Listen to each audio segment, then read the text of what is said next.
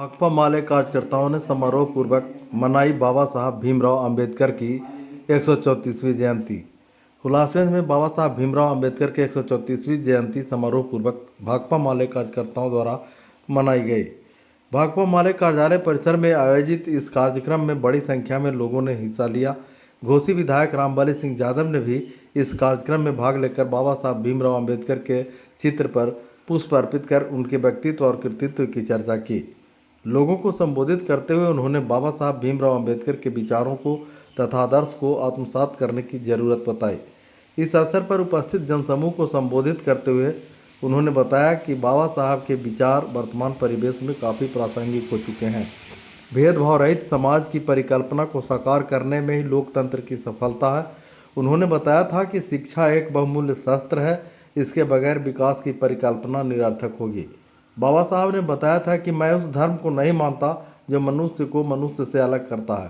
खासकर शिक्षा की अहमियत को लेकर उन्होंने बताया था कि पैरों में तुम्हारे जूते भले नहीं हो लेकिन हाथों में किताब जरूर होनी चाहिए, तथा नारी के वह शिक्षित करने पर भी जोर देते हुए बताया था कि शिक्षित नारी समाज को संवारने की क्षमता रखती है, इसलिए महिलाओं को ही शिक्षित करने की वकालत की थी। स्वतंत्रता, समानता और बंधुत्व को ही सच्चा धर्म बताया था। उन्होंने लोगों को आह्वान किया कि बाबा साहब की जयंती तभी सार्थक होगी जब हम उनके बताए रास्ते पर चलेंगे तथा आदर्श को आत्मसात करेंगे, अन्यथा उनका समारोह इस तरह आयोजन करना निरर्थक होगा। जो ऊंच नीच का भेदभाव है, बाबा साहब ने चेतावनी दिया था कि संविधान को सामने रख करके और समय रहते अगर सामाजिक जो असमानता है इसको अगर पाठ नहीं दिया गया तब ये संविधान भी सुरक्षित नहीं रहेगा। बाबा साहब ने कहा था कि सवाल ये नहीं है कि देश संविधान से चल रहा है कि नहीं चल रहा है, सवाल ये है कि ये संविधान किसके हाथ में रहेगा। संविधान अगर सही लोगों के हाथ में रहेगा, देश सुरक्षित रहेगा, लोकतंत्र सुरक्षित रहेगा।